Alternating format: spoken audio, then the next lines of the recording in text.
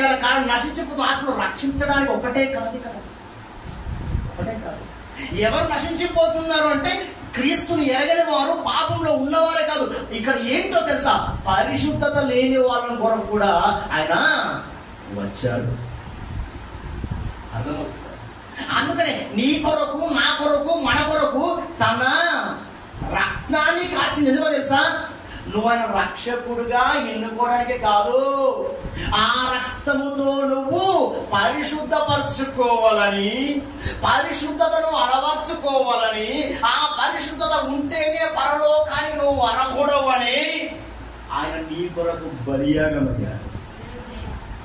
బలియాగములలో అర్థం ఏంటో తెలుసా, నిన్ను పరిశుద్ధతగా ఉంచడానికే. నిన్ను ఏ మరక లేకుండా, నిన్ను ఏ మచ్చ నీ మీద లేకుండా, మనుషులు పెట్టే నిందలు కావాలి. మనుషులు నిన్ను అసహించుకుంటా అది తేలిక, కానీ అది మచ్చ కావచ్చు, అది మరక కావచ్చు, కానీ ప్రభుని విశ్వసించిన నీవు రక్తంలో కడగబడాలి. హిమము కంటే తెల్లగా నువ్వు మార్చబడాలి. అలాగైతేనే మనకు పరలోక రాజ్య వారసత్వం. దేవునికి స్తోత్రం. నిత్య జీవానికి వారసులు ఎవరయ్యా అంటే నీటితో బాప్తిసం తీసుకుంటే సరిపోదు, రక్తముతో తన జీవితాన్ని కడుక్కున్న వాళ్ళకి ఆయన పరలోకం అంటాడు. దేవునికి స్తోత్రం చెప్పి ఆయన మరణ బలి వృధా ప్రయాసం కావద్దు. ఇక్కడ ఆయన బలైంది ఎందుకు తెలుసా, మా నాన్న అప్పుడప్పుడు అంటాడు, నా రక్తం కలికలి చేసినాడు. ఇప్పటికే తెలుసుకుంటాడు, నా రక్తం కలికలి చేసి మిమ్మల్ని చెప్తాను రా. నా రక్తం కలికలి అంటే అర్థం ఏంటి తెలుసా, బొట్టు బొట్టు కుటుంబం కోసం అర్పించడం. అదే ఈ రోజున ఆయన పిల్లలుగా మనం ఇక్కడ ఉన్నాం భూమి మీద. ఆయన తండ్రిగా ఉన్నాడు. ఆ కన్న తండ్రి రక్తం కార్చాడు ఇక్కడ. ఎందుకు తెలుసా, అపరిశుద్ధతగా ఉన్న నిన్ను పరిశుద్ధ జీవితాన్ని జీవించడానికి. తండ్రి రక్తం అర్థం చేసుకుంటున్నాము. ఎవరో యాక్సిడెంట్ అయితే వాళ్ళకు బెట్టి అని ఆలోచన ఉన్నది. ఇక్కడ తన శరీరంలో ఆఖరి రక్తపు బొట్టు వరకు నీ మీద కార్చినటువంటి స్థితిని మర్చిపోతున్నావే. ఆయన శరీరంలో ఉన్నటువంటి ఆఖరి రక్తపు బొట్టు దేని కొరకు అర్పించాడో తెలుసా, నువ్వు కేవలం నీ అపరిశుద్ధత విషయంలోనే ఆయన కార్చాడు అనే విషయాన్ని గుర్తు తెచ్చుకో. ఎవరండి మాట్లాడింది? మాట్లాడితే నశించిపోతున్న ఆత్మల కోసమే. ఆత్మల కోసం ఏంటి? ఆత్మల కోసం. ఏ ఆత్మ? ఏ ఆత్మ? ఏ ఆత్మ? పరిశుద్ధత లేని ఆత్మ. ఒకడు వచ్చాడు, బోధకుడా, నా చిన్నతనం నుంచి నేను పదాజ్ఞలు పాటించాను, నాకు పరలోక రాజ్యం ఖాయమేనా? పక్కా నా బెర్త్ ఓకేనా? నేను రిజర్వ్డేనా? రిజర్వ్ లో నేను ఉన్నానా? I love you my sir, నేను నిన్ను ప్రేమిస్తున్నాను అన్నాడు. నేను ప్రేమిస్తున్నాను అన్నాడు. ఎందుకు ఆ మాట తెలుసా? చెప్పబోయే మాట హృదయాన్ని నొచ్చుకునే మాట. ఏమన్నాడు ఆయన? నీకు పరలోక రాజ్యం కావాలంటున్నావు బిడ్డ. అవునయ్యా, చిన్నతనం నుంచి పరాజ్యం నా బాల్యం నుంచి నేను పాటిస్తున్నాను, నాకు పరలోక రాజ్యం కన్ఫర్మే కదా. అంటే పరలోక రాజ్యంలో నువ్వు కన్ఫామ్ గా ఉండాలంటే ఆ కిటుకు నన్ను అడుగుతున్నావు నాయన. అయితే get ready, be ready, I love you అని అన్నాడు. నేను నిన్ను ప్రేమిస్తున్నాను. ఎందుకు ప్రేమిస్తున్నాను అన్నాడు ఆయన అంటే, ఆయన అంటే దేవాది దేవుడు యేసు ప్రభువు వారు నెక్స్ట్ చెప్పబోయే మాట ఏంటో తెలుసా? ఆయన హృదయం గుచ్చుకునే మాట. చూద్దాం ఒకసారి మాట. మార్కు సువార్త 10వ అధ్యాయము. మార్కు సువార్త 10వ అధ్యాయము. త్వరగా అందుకతడు, బోధకుడా, బాల్యము నుండి ఇవన్నీ అనుసరించునే ఉంటేనని చెప్పారు. చూసారమ్మా ఏమంటున్నాడంటే ఆయన అక్కడ కొన్ని ఆజ్ఞలు చెప్పాడు.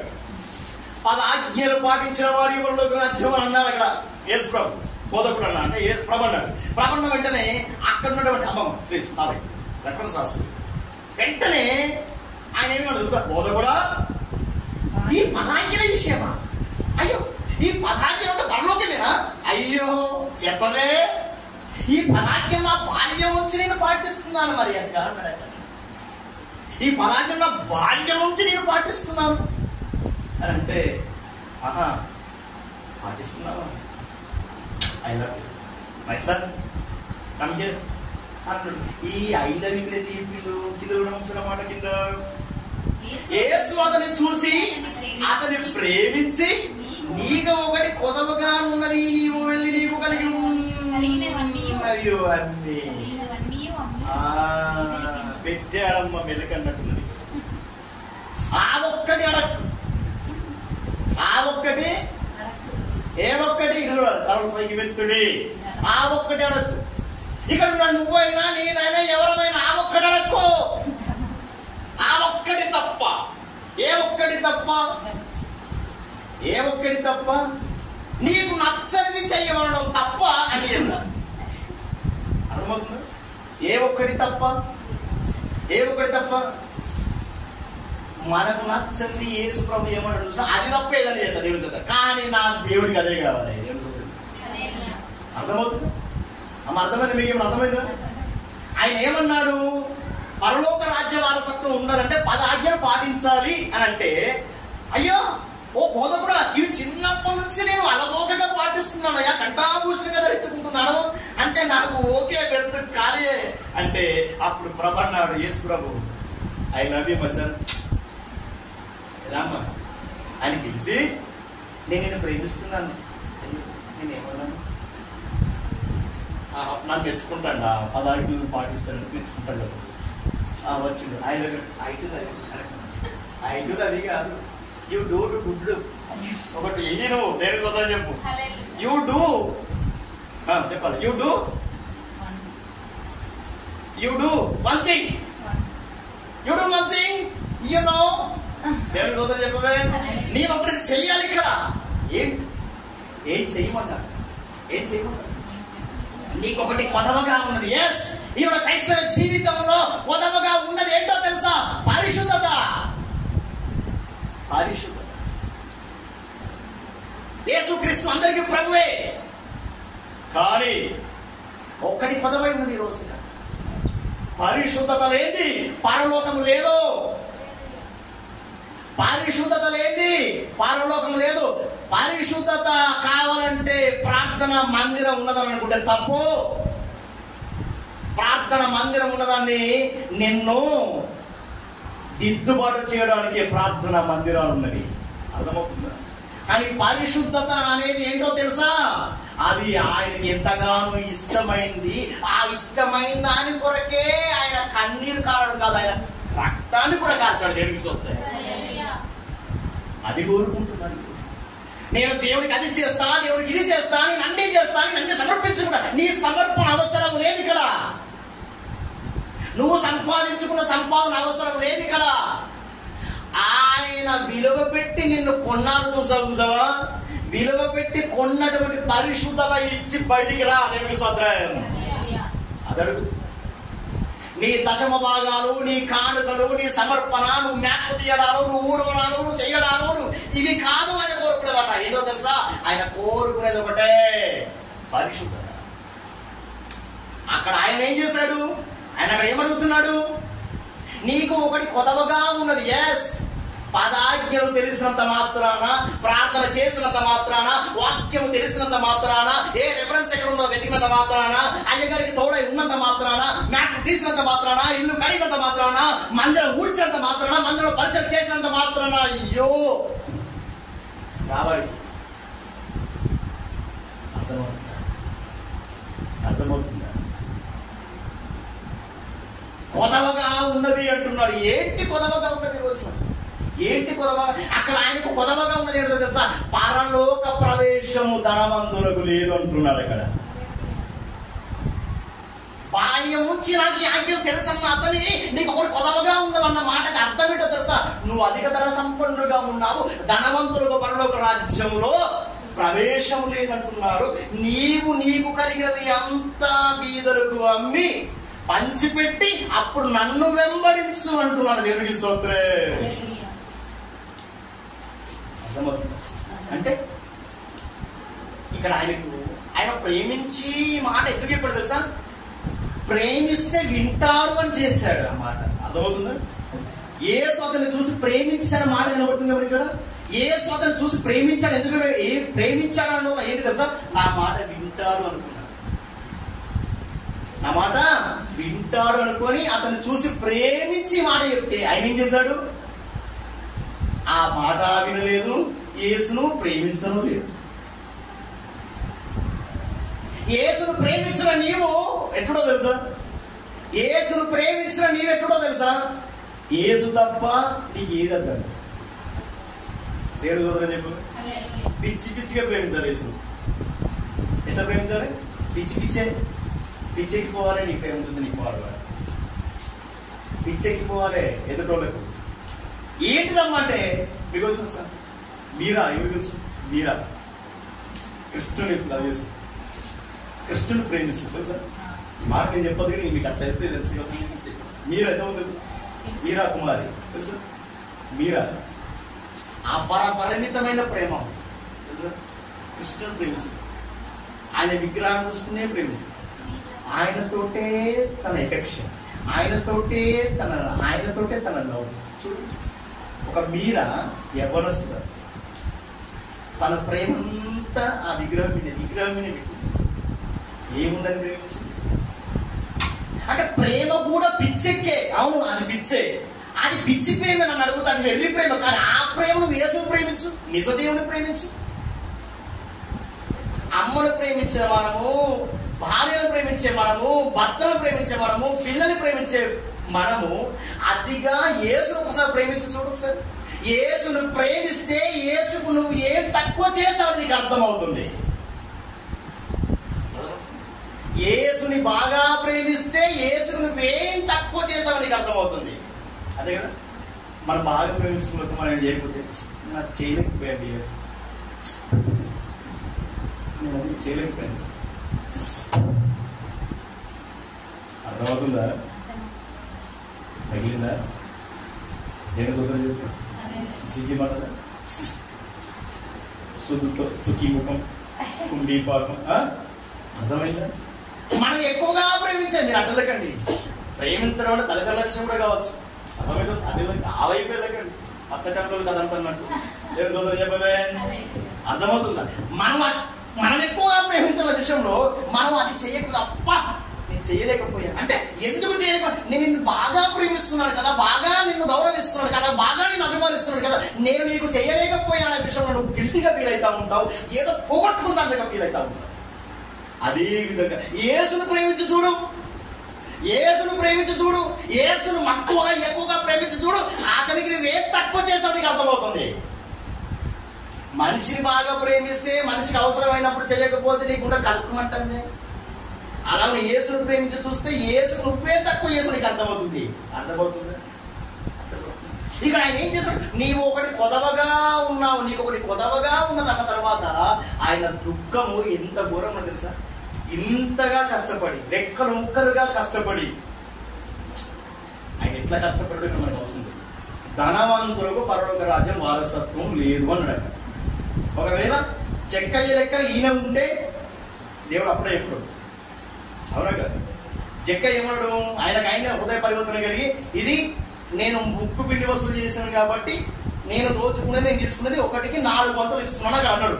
ఇప్పుడు ఒకవేళ అలాగే చెక్కయ్యలాగా ఈయన ఉంటే ప్రభు అనేవాడే కదా, నువ్వు అక్రమంగా సంపాదించావు, అది అక్ర సంపాదన కాబట్టి అది అమ్మేరా అనొచ్చు కదా. అనలేదంటే ఆయన నీతిగానే సంపాదించినట్టుంది, ఇక్కడ యథార్థంగానే సంపాదించాడు. కానీ 10 ఆజ్ఞలు తెలుసు అంటున్నాడు కదా, 10 ఆజ్ఞల్లో నీకు అర్థం అవ్వట్లేదా? నువ్వు ఆస్తిని ఎక్కువగా ప్రేమిస్తున్నావని, ఆ ఆస్తిని బీదలకు అమ్మి ఇక నన్ను అనుకోడుగా, నన్ను వెంబడించు. దేవుడి సోదరు చెప్పవే, అన్ని వదిలిపెట్టి నన్ను ఏసే కావాలి అని నీకుంటే ఏసు దగ్గరికి నువ్వు వట్టిగా ఏమి తీసుకురా.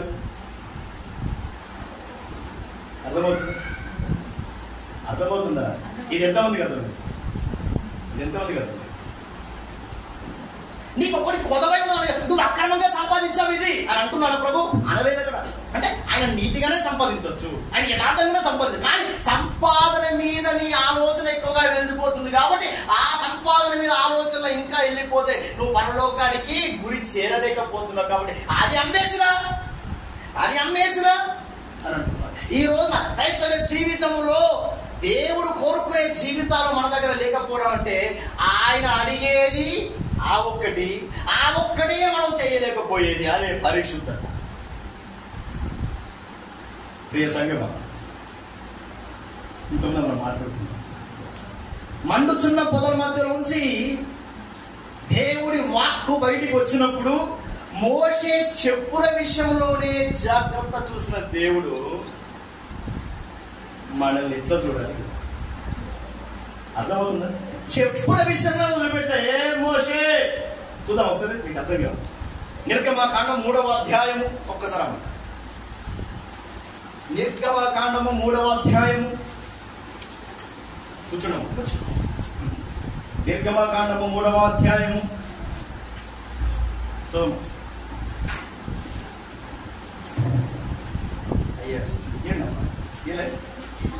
మోషే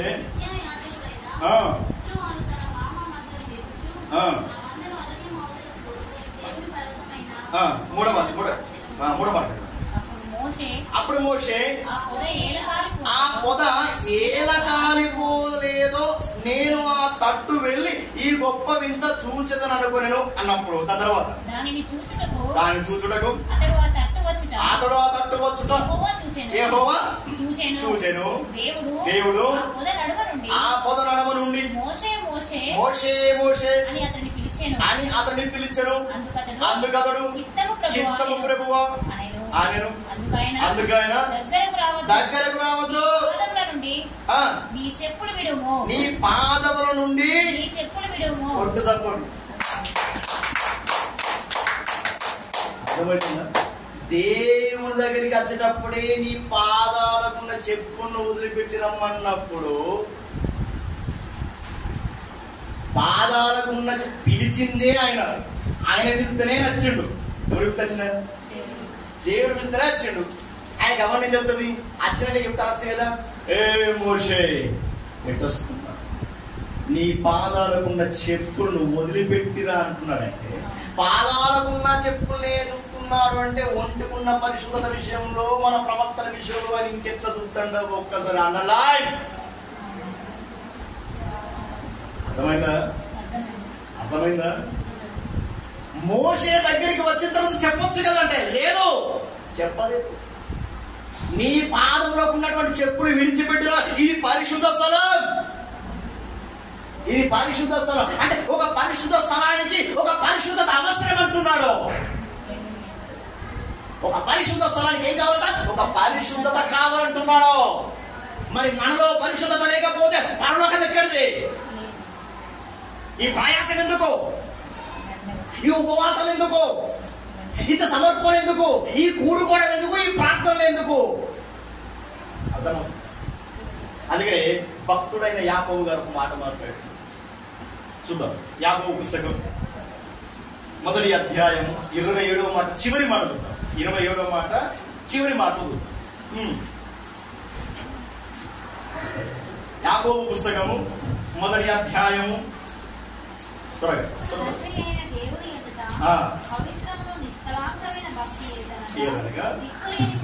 చివరి మాట ఇహలోకమాలిన్యము తన కంటకుండా తన్ను తను కాపాడుకున్నయే పరిశుద్ధత. కొట్టు సార్. ఇహలోకమాలిన్యము తన కంటకుండా జీవించడమే, తను తను కాపాడుకోవడమే పరిశుద్ధత. అర్థమవుతుంది? పరిశుద్ధతకు అసలు పరమార్థం ఏంటో తెలుసా? లోకములో పాపం ఉంటుంది కానీ ఆ పాపమును నువ్వు అంటకుండా ఉంచుకోవడం అనేది పరిశుద్ధత. అంతేనా? సొదొమ గొమొర్రా పట్టణంలో బహు పాపం ఉన్నప్పటికీ కూడా పాపాన్ని అంటకుండా పరిశుద్ధత జీవితాన్ని జీవించినటువంటి లోతులు మనం గుర్తు తెచ్చుకోవాలి. అందుకనే లోకాశలతో లోతు భార్య ఏమైంది? ఒక పరిశుద్ధుడితో సహజీవనం కాదు, జీవనమే గడుపుతుంది. అలాంటి లోతుకి ఏమి లేదు.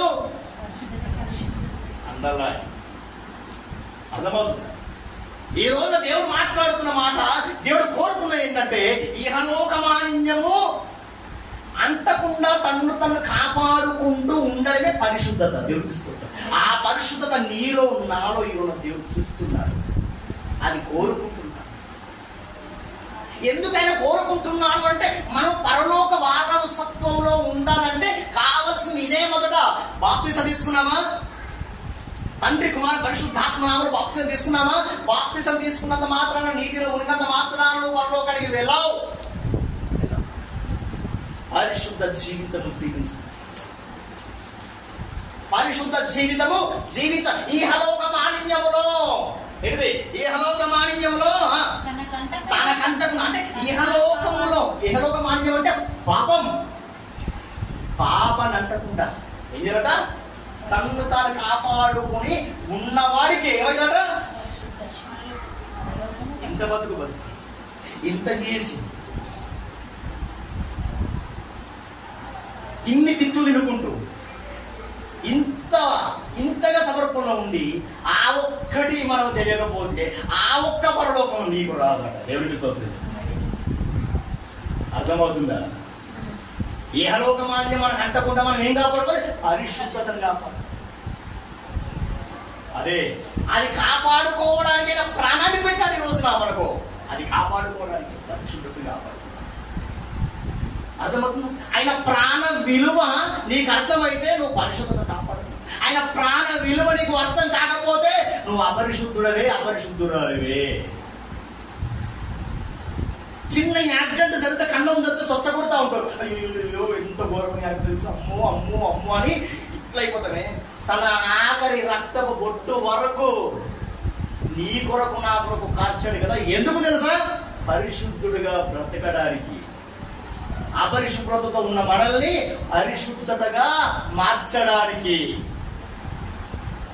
ఒక సంఘటన మనం జ్ఞాపకం చేసుకుంటాం. పాపాత్మురాలైన స్త్రీ అక్కడ ఎందుకు ఏడ్చింది? ఎవరికైనా అర్థమైంది? పాపాత్మురాలైన స్త్రీ యేసు ప్రభుల వారి యొక్క ఆమె కన్నీరు తోడు తన పాదాలు కడుగుతూ, తన కుర్రతో ఆ పాదాలు తుడుస్తూ, విలువగల అత్తరు పుట్టి తన పాదాల మీద పోస్తూ ముద్దాడుతున్న సందర్భం తనకు అర్థమైంది. ఎందుకు ఏడుస్తున్నారు?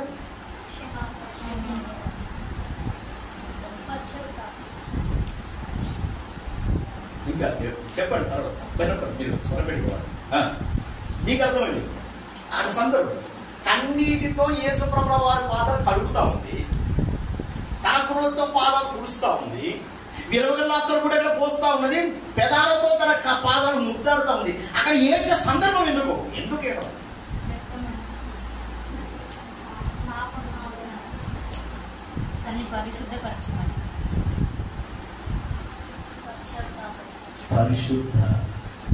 పరిశుద్ధత విలువ,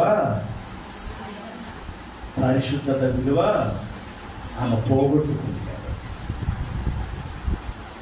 విలువ లేదయ్యా నాకు. వేషకి విలువ ఎక్కడిది? నా వేషకి విలువ ఉందా? విలువ లేదు. కానీ ఈ కన్నీటితో నాకు ఆ విలువయ్యా. నేను సోదరు చెప్పు, ఈ కన్నీటితో నాకు ఆ విలువయ్యా. లోకమంతా నన్ను వేష అంటున్నది, కానీ వేషలకు ప్రవేశం లేదని అక్కడ మాట్లాడుతున్న సీమోను మాట్లాడుతున్నా, పెద విప్పకుండా ఉన్నవయ్యా. అయ్యా నన్ను పరిశుద్ధంగా చేయడానికి నువ్వు అంగీకరించావా? దేవునికి స్తోత్రం చెప్పు. ఎస్, నా ప్రభు అంగీకరిస్తున్నాడు ఈ రోజున. అపరిశుభ్రంగా ఉన్నవాని పరిశుద్ధత జీవితాన్ని ఇవ్వడానికి ప్రభు సిద్ధంగా ఉన్నాడు. కానీ అది చేయడానికి మనం సిద్ధంగా లేకపోతున్నాం ఈ రోజు. ఆ ఒక్కటి ఆయన కోరుకుంటున్నాడు, ఆ ఒక్కటి మనం చేయలేకపోతున్నాం ఈరోజు. అర్థమవుతుంది? ఆమెకు అర్థమైపోయింది. విలువలేని నా బ్రతుకు, విలువలేని నా బ్రతుకు. ఆ విలువయ్య ఈ సమయం, ఆ విలువికు, ఆ విలువని అడిగితే రాదు కదా, అడిగితే రాదు కదా అని తన కన్నీటితో పశ్చాత్తాపడ్డది. అంటే పరిశుద్ధత విలువ ఒక పాపాత్మురాలి స్త్రీకి తెలిసింది. పరిశుద్ధ గ్రంథాన్ని పడుతున్న మనకు పరిశుద్ధత విలువ తెలుస్తున్నది ఈ రోజున. అర్థమైందా? ఒక వ్యాపారం చేస్తూ జీవనాన్ని గడుపుకున్నటువంటి ఆ పాపాత్ములైన స్త్రీకి ఈవిడ పరిశుద్ధత విలువ అర్థమైంది. పరిశుద్ధ గ్రంథము పట్టుకొని నిత్యము ప్రార్థనలో ఉంటున్న మనకు పరిశుద్ధత విలువకు, పరిశుద్ధతకు అర్థం తెలవక ఉంటున్నాం ఈరోజు. అర్థమవుతుంది? అర్థమవుతుంది.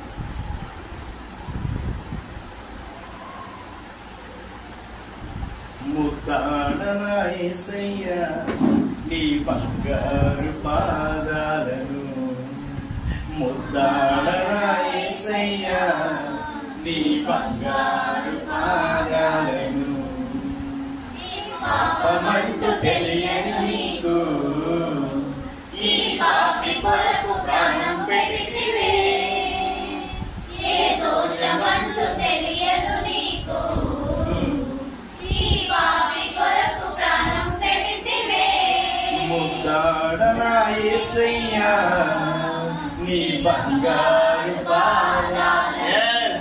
ఆ పాపాత్మురాలైనటువంటి స్త్రీ అక్కడ ఏం చేస్తుంది? ముద్దాడుతుంది.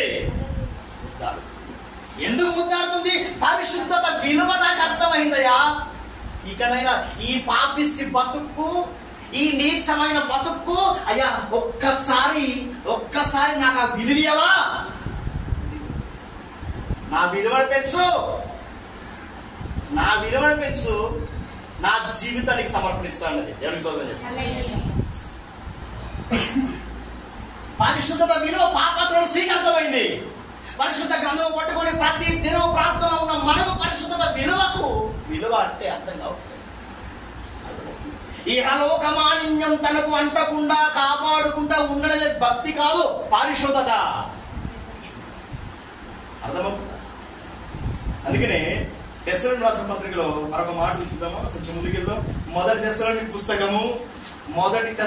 రాసిన పుస్తకము 4వ అధ్యాయం 5 నుంచి. అమ్మా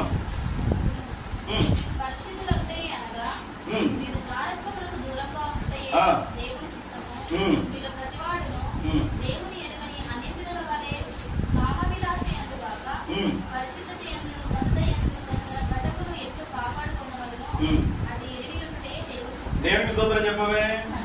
3వ మాట ఏంటంటే, మీరు పరిశుద్ధులగుటయే అనగా మీరు జాగ్రత్తలకు దూరముగా ఉండుటయే దేవుని చిత్తము. మీలో ప్రతి వారు దేవుని ఎరుగునని అన్య జనములలో కామాభిలాషుల యందు కాక పరిశుద్ధత యందును ఘనత యందును తన ఘటమును ఎట్లు కాపాడుకోవడంలో అది ఎరుగయుండుటయే దేవుని చిత్తం. దేవుని స్తోత్రం చెప్పము. ఘటం అంటే ఏంటి? శరీరం.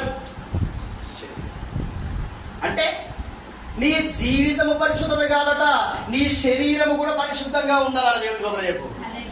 అందుకే కదా మోషే ఏమన్నాడు? నీ పాదాలకు ఉన్నటువంటి చెప్పులు విడిచిపెట్టిరా అంటే శరీరంలో ఒక భాగం పాదాలు కూడా, శరీరంలో భాగం నీ నోరు కూడా. అర్థమవుతుందా? నోరు డ్రైవర్ కంపేర్ పోగలు పెడితే పోగలు పెడితే అనుకునే నీ పండకు పిండకు పోతావు, సర్వనాశనం, పొడికి పిడికి.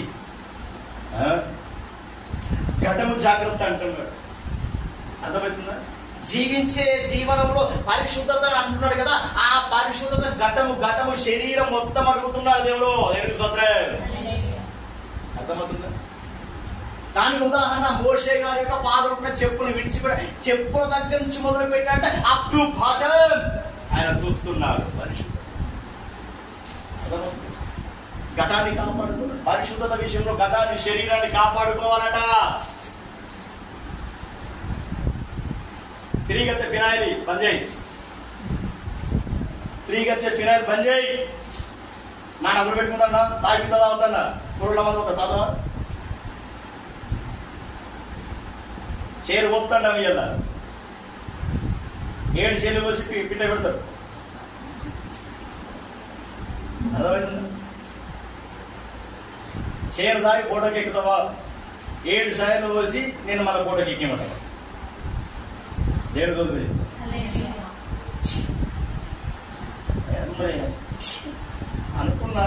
అనుకున్నట్టుగా అక్కడ కాలేదు. ఆశ్చర్యాలు నేను